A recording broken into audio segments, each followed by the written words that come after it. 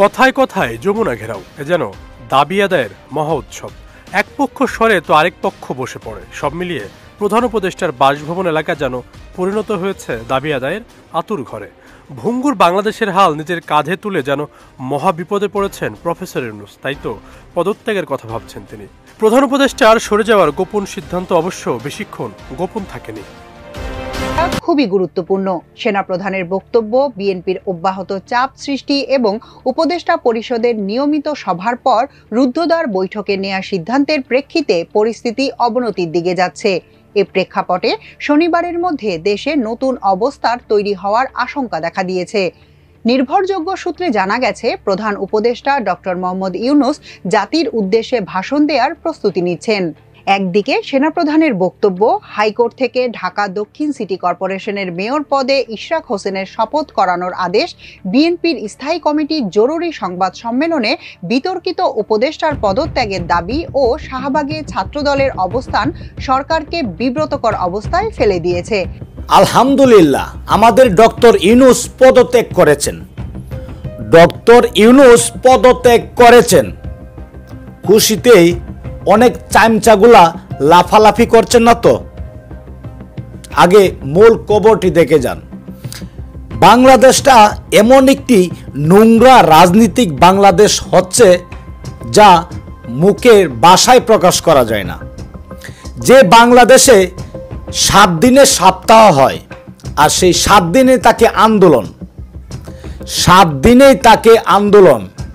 তাহলে এইসব কিছুর ভিতরে কিভাবে ডক্টর ইউনূস একজন সম্মানিত ব্যক্তি থাকবে? তো বাংলাদেশে এই ভুয়া রাজনীতিক, বাংলাদেশে এই নোংরা রাজনীতিকে কে এই চেয়ারে বসতে চায়? আপনাদের হয়তো অনেকেই জানা হয়ে গেছে কারা এই আন্দোলনগুলা করাচ্ছে।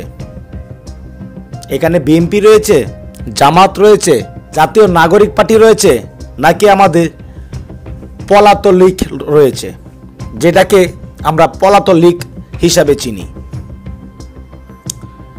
এখন কথা হচ্ছে, ভারতের জমদূত নরেন্দ্র মোদীর গলার কাটা হচ্ছে ডক্টর ইউনূস।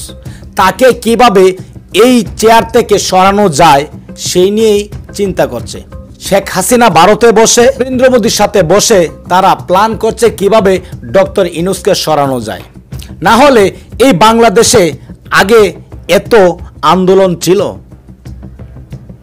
প্রতি সপ্তাহে সপ্তাহে আন্দোলন, 7 দিন, 7 দিনের ভিতরে একদিনও বাংলাদেশের মানুষ সুষ্ঠু থাকতে পারে না। এত দাবি দাবা কিসের? এই দাবি দাবাগুলা যখন শেখ হাসিনা ছিল তখন আপনাদের কোথায় ছিল? তখন তো এত দাবি দাবা ছিল না, এই প্রতিদিন আন্দোলন ছিল না। দর্শক, রীতিমতো আজকের এই ভিডিওটি দেখলে আপনি অবাক হয়ে যাবেন। খুবই চাঞ্চল্যকর তথ্য রয়েছে আজকের এই ভিডিওতে। আপনারা জানেন 2024 সালে সরকার পতনের আন্দোলন হয়েছে। 2024 সালে সরকার পতনের আন্দোলন হয়েছে। এখন 2025 সালে এসে অন্তর্বর্তী সরকারকে টিকানোর জন্য আন্দোলন হবে। এই কথাটা মনে রাখতে হবে,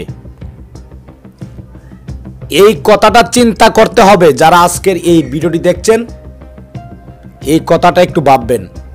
2024 সালে সরকার পতনে আন্দোলন হয়েছে, 2025-এ এসে সরকারকে টিকানোর জন্য আন্দোলন হবে। তো দর্শক, কে কোন জেলা থেকে আজকে আমাদের এই ভিডিওটি দেখছেন অবশ্যই কমেন্টসের মাধ্যমে জানিয়ে দিবেন।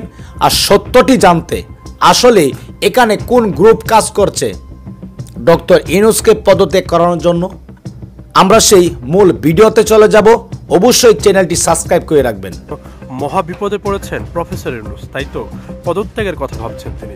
প্রধান উপদেষ্টার সরে যাওয়ার গোপন সিদ্ধান্ত অবশ্য বেশিক্ষণ গোপন থাকেনি। গতকাল বিকেলে বিএনপি মহাসচিব মির্জা ফখরুল ইসলাম আলমগীর আন্দোলনরত ইশরাক সমর্থকদের দ্রুত প্রধান উপদেষ্টার বাসভবন ছাড়তে অনুরোধ করার পর থেকে ধারণা করা হচ্ছিল কিছু একটা হয়েছে। এর কয়েক ঘন্টার মধ্যেই প্রকৃত ঘটনা প্রকাশ্যে আনলেন এনসিপির আহ্বায়ক নাহিদ ইসলাম। বিভিন্ন মাধ্যমে পদত্যাগের গুঞ্জন শুনে প্রধান উপদেষ্টার সঙ্গে সাক্ষাৎ করতে গতকাল সন্ধ্যায় তার বাসভবন যমুনায় যান নাহিদ ইসলাম। সাক্ষাৎ শেষে এনসিপির নেতা জানান, প্রধান উপদেষ্টা বর্তমান রাজনৈতিক অস্থিরতায় তার দায়িত্ব পালন করা সম্ভব হবে না বলে আশঙ্কা প্রকাশ করেছেন। তিনি আরও জানান, সরকার প্রধান হিসেবে তিনি যেহেতু দায়িত্ব পালন করতে পারছেন না, তাই তিনি পদত্যাগের কথা ভাবছেন। এর আগে উপদেষ্টা পরিষদের বৈঠক শেষে দীর্ঘক্ষণ উপদেষ্টাদের সঙ্গে কথা বলেন প্রফেসর ইউনূস। বৈঠকে উপস্থিত থাকা একাধিক সূত্র জানায়, ঢাকায় প্রতিদিন সড়ক আটকে আন্দোলন, সংস্কার সহ বিভিন্ন বিষয়ে রাজনৈতিক দলগুলোর মধ্যে ঐক্যমত না হওয়া এবং রাষ্ট্রীয় কাজে নানা পক্ষের অসহযোগিতা করার বিষয়টি আলোচনায় আসে। আলোচনার এক পর্যায়ে কাজ করতে না পারার বিষয়টি তুলে ধরেন প্রধান উপদেষ্টা। উপদেষ্টা পরিষদের ওই আলোচনায় উপস্থিত থাকা সূত্রগুলো জানায়, এক পর্যায়ে প্রধান উপদেষ্টা তাদের বলেন তারা যেন আরেকটি অন্তর্বর্তীকালীন সরকার গঠন করে, কারণ তিনি চলে যেতে চান। বর্তমান যে পরিস্থিতি আছে তাতে অবাধ ও নিরপেক্ষ নির্বাচন আয়োজন নিয়ে সংশয় প্রকাশ করেন তিনি। এই পরিস্থিতিতে নির্বাচন হলে ব্যালট ছিনতাইয়ের মতো ঘটনা ঘটলে পুলিশ প্রশাসন তা ঠেকাতে পারবে কিনা সে বিষয়েও সংশয় প্রকাশ করেন প্রধান উপদেষ্টা। অন্যদিকে ভালো নির্বাচন করতে না পারলে মানুষ তাকে দায়ী করবে বলেও আলোচনায় উল্লেখ করেন প্রধান উপদেষ্টা।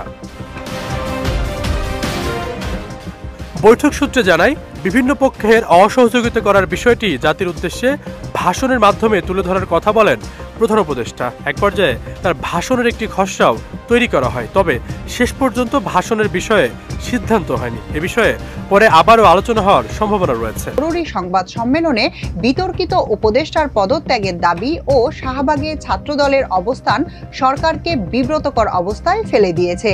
এমন পরিস্থিতিতে ডক্টর মোহাম্মদ ইউনূস সরকারের দায়িত্ব ছেড়ে দেওয়ার মতো কঠিন সিদ্ধান্ত নিতে পারেন বলে একটি উচ্চ পর্যায়ের সূত্র থেকে আশঙ্কা করা হয়েছে। সেনাপ্রধান জেনারেল ওয়াকারুজ্জামানের বুধবারের বক্তব্যের প্রেক্ষাপটে দেশের পরিস্থিতি দ্রুত অবনতির দিকে যায়। তার বক্তব্যে সারা দেশে তোলপাড় হয়। এই ঝড় খোদ সরকারের মধ্যে গিয়ে পড়েছে। পরিবর্তিত পরিস্থিতিতে প্রধান উপদেষ্টা ডক্টর মোহাম্মদ ইউনূস উপদেষ্টাদের নিয়ে গতকাল বৃহস্পতিবার রুদ্ধদ্বার বৈঠক করেন। টানা 4 ঘন্টার ওই বৈঠকে চলমান সব ইস্যু নিয়ে তাদের মধ্যে আলোচনা হয়। আলোচনায় সেনাপ্রধানের বক্তব্য ছাড়াও বিএনপির আন্দোলন নিয়ে বিস্তারিত আলোচনা হয়। এর এক পর্যায়ে প্রধান উপদেষ্টা স্বেচ্ছায় সরে যাওয়ার ইচ্ছা ব্যক্ত করেন। তিনি তার অবস্থান ব্যাখ্যা করার জন্য গতকালই জাতির উদ্দেশ্যে ভাষণ দেওয়ার চিন্তার কথা জানান। কোন প্রেক্ষাপটে তিনি সরে যাবেন সেটাও বৈঠকে অবহিত করেন। জানা গেছে, প্রধান উপদেষ্টা দেশের সার্বিক পরিস্থিতি তুলে ধরে বলেন, তিনি জাতিকে বাংলাদেশের ইতিহাসে সবচেয়ে অবাধ, সুষ্ঠু ও গ্রহণযোগ্য নির্বাচন অনুষ্ঠানের প্রতিশ্রুতি দিয়েছেন, কিন্তু যে পরিস্থিতির দিকে যাচ্ছে তাতে সেটা সম্ভব হবে না। যেন তেন একটি নির্বাচন করে তিনি তার দায় নিতে চান না, এ কারণে তিনি আর থাকতে চান না। একাধিক সূত্র আমার দেশকে জানান, বৈঠকে সকল উপদেষ্টা তাকে তাৎক্ষণিক এ ধরনের সিদ্ধান্তের দিকে না গিয়ে কিছুটা সময় নেয়ার অনুরোধ করেন। পরিস্থিতি নিয়ন্ত্রণে আনতে উপদেষ্টারা শেষ চেষ্টা করার কথা বলে প্রধান উপদেষ্টাকে বারবার অনুরোধ করেন। পরে বৃহস্পতিবার ভাষণের সিদ্ধান্ত থেকে সরে এসে শনিবার পর্যন্ত অপেক্ষা করার জন্য রাজি হন তিনি। এক্ষেত্রে আগামীকাল শনিবারের মধ্যে পরিস্থিতি পুরোপুরি স্বাভাবিকের দিকে না গেলে ওই দিনই জাতির উদ্দেশ্যে ভাষণ দিয়ে প্রধান উপদেষ্টা সরে যেতে পারেন। এক্ষেত্রে যদি তিনি সরকার থেকে সরে যান, তাহলে কি কারণে তিনি ছেড়ে যাচ্ছেন সেই ব্যাখ্যাও জাতির সামনে তুলে ধরবেন। জানা গেছে, রুদ্ধদ্বার বৈঠকে প্রধান উপদেষ্টা তার পরিষদের একাধিক সদস্যের উপরও ক্ষুব্ধ প্রতিক্রিয়া ব্যক্ত করেছেন। পরিষদের কয়েকজন উপদেষ্টার সবকিছু নিয়ে তাদেরকে নাক না গলাতে কঠোর নির্দেশনা দিয়েছেন। এছাড়া জুলাই আন্দোলনের ছাত্র নেতাদের কিছু কর্মকাণ্ডে অসন্তোষ প্রকাশ করেন তিনি। সেনাপ্রধান বুধবার ঢাকা সেনানিবাসের সেনা প্রাঙ্গণে অফিসার্স অ্যাড্রেসে দেশের বর্তমান পরিস্থিতিতে আলোচিত কয়েকটি ইস্যু নিয়ে কথা বলেন। তার বক্তব্যে ডক্টর মোহাম্মদ ইউনূসের নেতৃত্বাধীন সরকারকে বিব্রতকর অবস্থায় ফেলে দেয়। অন্যদিকে এ বক্তব্যে সামাজিক যোগাযোগ মাধ্যমে পতিত আওয়ামী লীগ নেতাকর্মীদের উল্লাস প্রকাশ করতে দেখা যায়। ওই বক্তব্যের সূত্র ধরে প্রতিবেশী দেশ ভারতের মিডিয়ার নানা বিতর্কিত সংবাদ পরিবেশন করেছে। দেশের বৃহৎ রাজনৈতিক দল বিএনপি ডিসেম্বরের মধ্যে জাতীয় সংসদ নির্বাচনের দাবি জানিয়ে আসছে। সেনাপ্রধানের বক্তব্য এ দাবির যৌক্তিকতা আরো জোরালো করেছে। এছাড়া তার বক্তব্যে করিডোর ও বন্দর সহ কিছু ইস্যুতে সিদ্ধান্ত গ্রহণে নির্বাচিত সরকারের মাধ্যমে আসার কথা বলেন, যার ফলে ওই বক্তব্যে বিএনপিও খুশি হয়। তবে জামায়াতে ইসলামী এ ব্যাপারে চুপচাপ। তারা এই মুহূর্তে কোনো বিতর্কে জড়াতে যাচ্ছে না। দলটি জাতীয় স্বার্থে সব পক্ষকে সংযম প্রদর্শনের আহ্বান জানিয়েছে। উল্লেখ্য, সেনাপ্রধান আগামী জাতীয় সংসদ নির্বাচন প্রসঙ্গ, সংস্কার, মানবিক করিডোর, নির্বাচিত সরকার, বন্দর প্রসঙ্গ ও মব ভায়োলেন্স নিয়ে কথা বলেন। সেনাপ্রধান নির্বাচন প্রসঙ্গে বলেন, তিনি মনে করেন আগামী ডিসেম্বরের মধ্যে নির্বাচন হওয়া উচিত। এ বিষয়ে তার অবস্থান আগের মতোই। এর আগে অন্তর্বর্তী সরকার দায়িত্ব নেওয়ার কিছুদিন পর সেনাপ্রধান 18 মাসের মধ্যে নির্বাচন অনুষ্ঠানের কথা বলেছিলেন। দেশের ভবিষ্যৎ পথ নির্ধারণের অধিকার একটি নির্বাচিত সরকারের রয়েছে বলেও মত প্রকাশ করেন তিনি। করিডোর প্রসঙ্গে সেনাপ্রধান বলেন, রাখাইন রাজ্যে মানবিক করিডোর বিষয়ে সিদ্ধান্ত একটি নির্বাচিত সরকার থেকে আসতে হবে এবং তা বৈধ প্রক্রিয়া অনুসরণ করেই হতে হবে।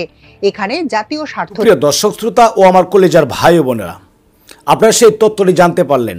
আপনি একজন বাংলাদেশের নাগরিক হিসাবে কি চান? ডক্টর ইউনূসের পদত্যাগ চান নাকি ডক্টর ইউনূস ক্ষমতায় থাকবে? অবশ্যই কমেন্টসের মাধ্যমে লিখে যাবেন।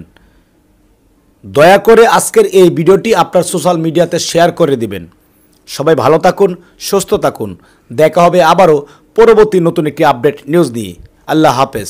বাংলাদেশ জিন্দাবাদ।